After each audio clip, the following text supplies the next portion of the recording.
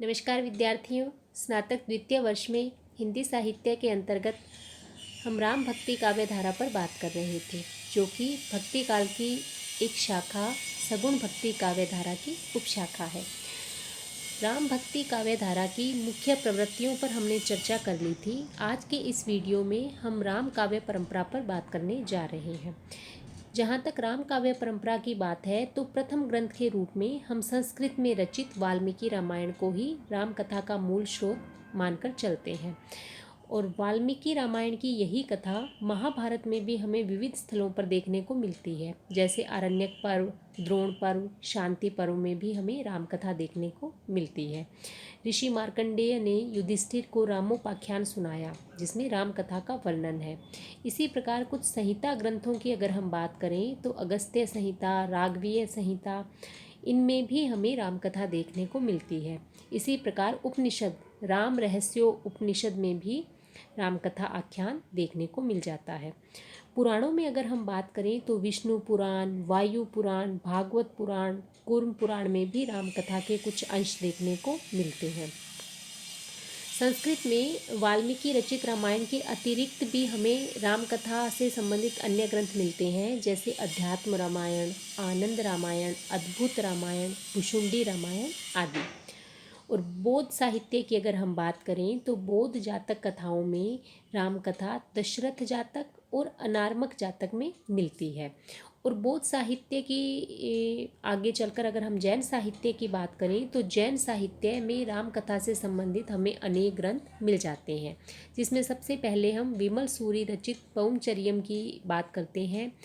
इसी प्रकार भुवनतुंग सूरी द्वारा रचित सियाचर्यम, रामचर्यम, और आपने नाम जिसका सुन रखा है स्वयंभू रचित पौमचर्यु, पुष्पदंत रचित महापुराण। जब हमने आदिकाल में जैन साहित्य की चर्चा की थी तो स्वयंभू और पुष्पदंत का नाम हमने वहाँ भी पढ़ा था। तो स्वयंभू रचित पौमचर्यु ग्रंथ भी रामकथा से संबंधित है, और पुष्पदंत रचित महापुराण में भी हमें रामकथा देखने को मिलती है। ये तो हुए राम काव्य परंपरा के प्रारंभिक ग्रंथों की बात।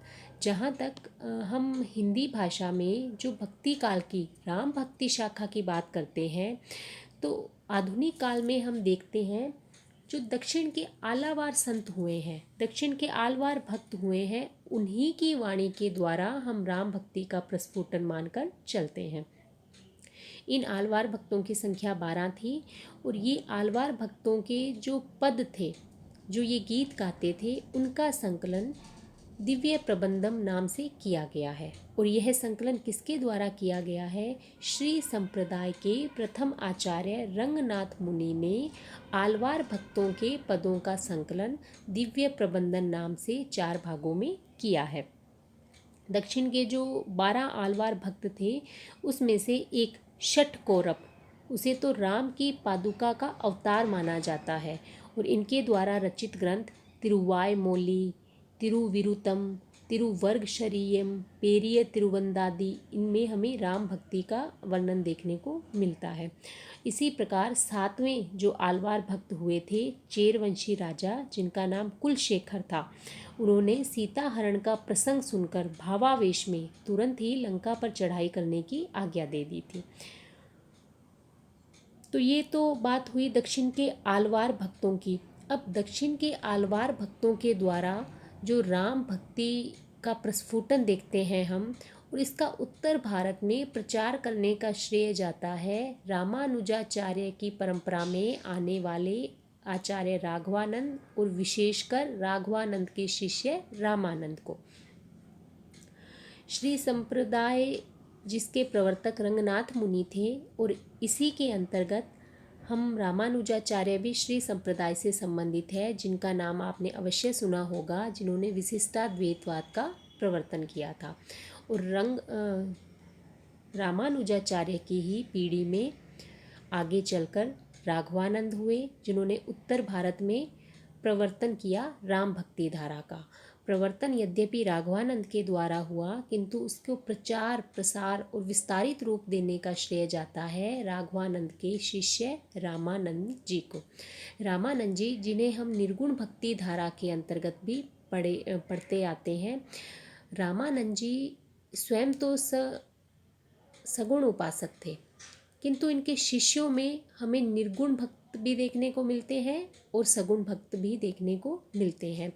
हम सभी ने पहले अध्ययन कर लिया है कि रामानंद जी के जो 12 शिष्य थे, जिसमें कबीर, संत सैन, पीपा, रैदास इत्यादि अत्यंत प्रसिद्ध हुए, ये सभी निर्गुण उपासक थे। और वहीं अगर हम बात करें तुलसीदास जी की, जो रामानंद जी की ही शिष्य परंपरा में आते हैं, तो ये सगुण उपासक के रूप में हम इन्हें जानते हैं। एक प्रकार से इसीलिए हजारी प्रसाद द्विवेदी जी ने रामानंद जी के लिए आकाश धर्मी गुरु की संज्ञा की उपाधि से इन्हें विभूषित किया है, क्योंकि इन्होंने अपने शिष्यों पर किसी प्रकार का दबाव नहीं बनाया और शिष्यों ने अपना राह, अपना मार्ग जो स्वयं चुना। कुछ शिष्य इनके निर्गुण उपासक हुए तो वहीं कुछ शिष्य इनके सगुण उपासक भी हुए।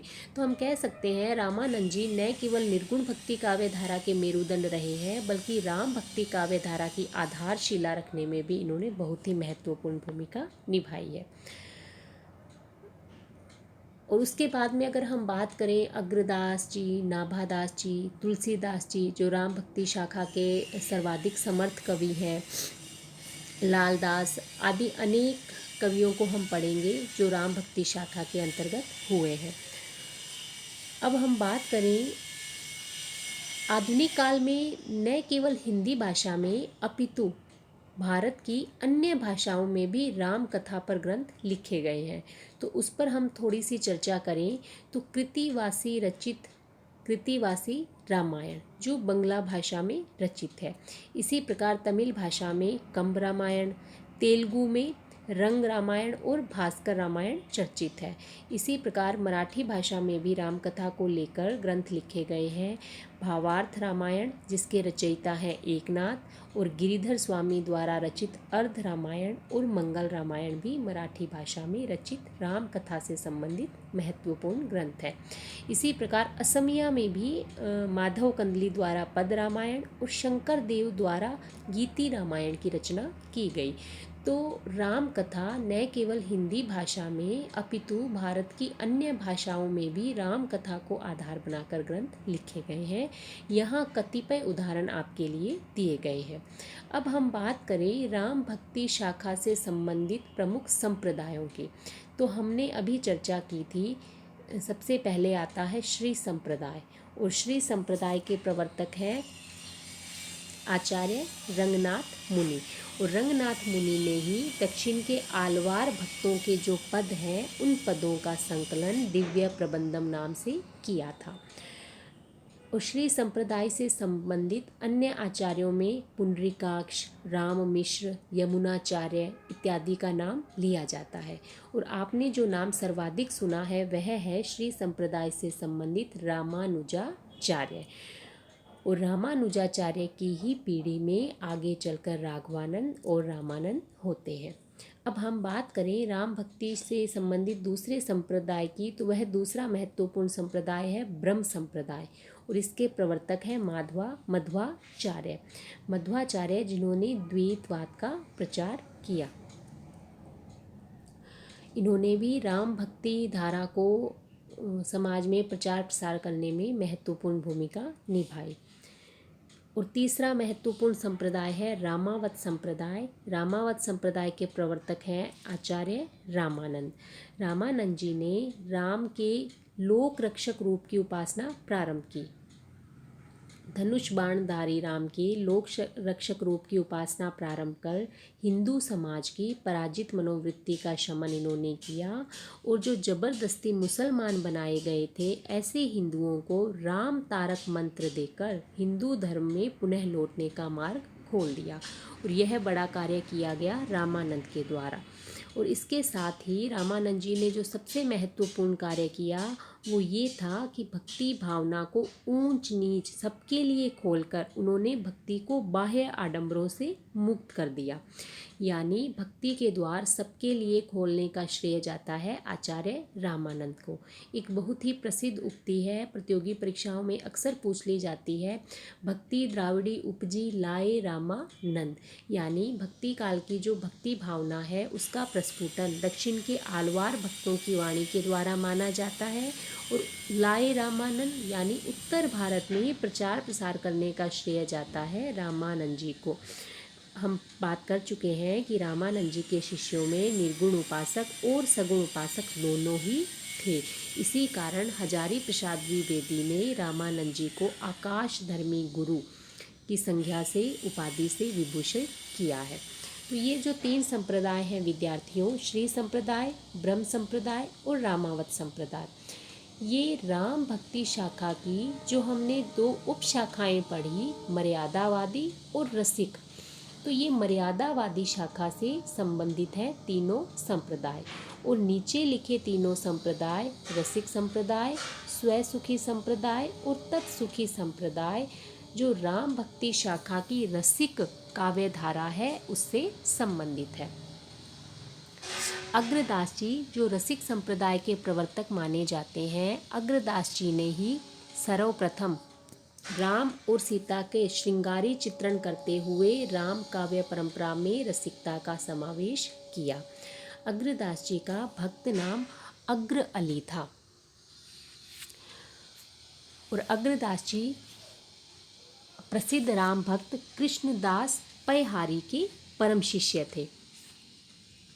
और इनके ग्रंथों की अगर हम बात करें तो प्रमुख ग्रंथों में ध्यान मंजरी, राम भजन मंजरी, अष्टयाम, उपासना बावनी और पदावली प्रमुख रूप से चर्चित है।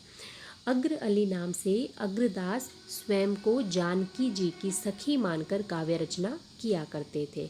तो इस प्रकार राम भक्ति परंपरा में रसिक भावना के समावेश का श्रेय इन्हीं को जाता है। हालांकि यह जो रसिकता की भावना है यह बिल्कुल नई धारा नहीं थी। इससे पूर्व भी हमें जैसे कंब रामायण में भी इस रसिकता का समावेश देखने को मिलता है और तुलसीदास जी की भी रचना गीतावली के उत्तरकांड में राम और सीता के जो श्रृंगारिक पल हैं उनका भी मर्यादित चित्रण देखने को मिलता है।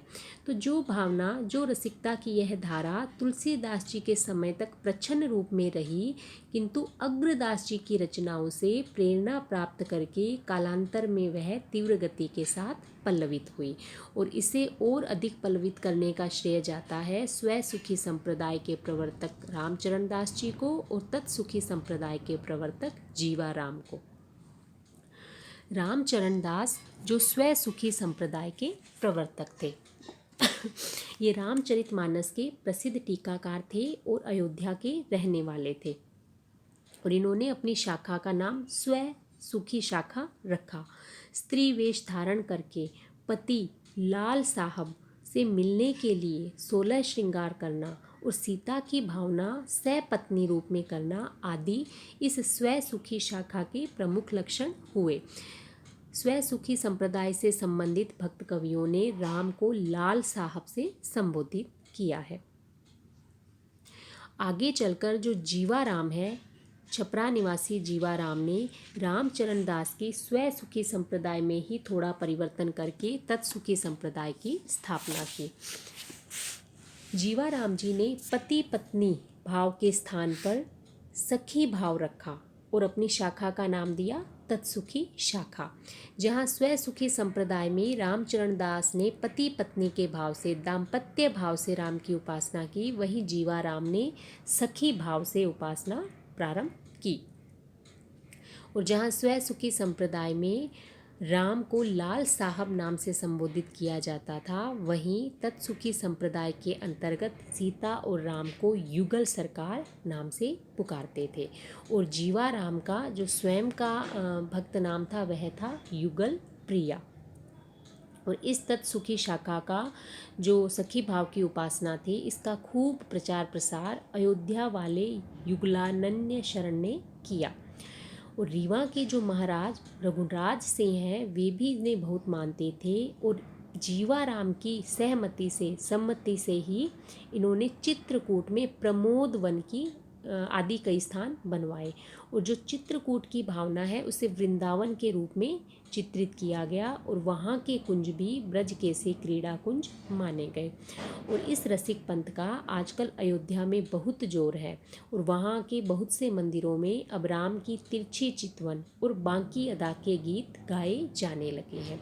यह पंक्ति विद्यार्थियों, विशेष रूप से ये दो पंक्तियाँ बहुत ही महत्वपूर्ण हैं और प्रतियोगी परीक्षा में अक्सर इन पंक्तियों को देखकर प्रश्न पूछा जाता है कि उक्त पंक्तियाँ किस संप्रदाय से संबंधित है।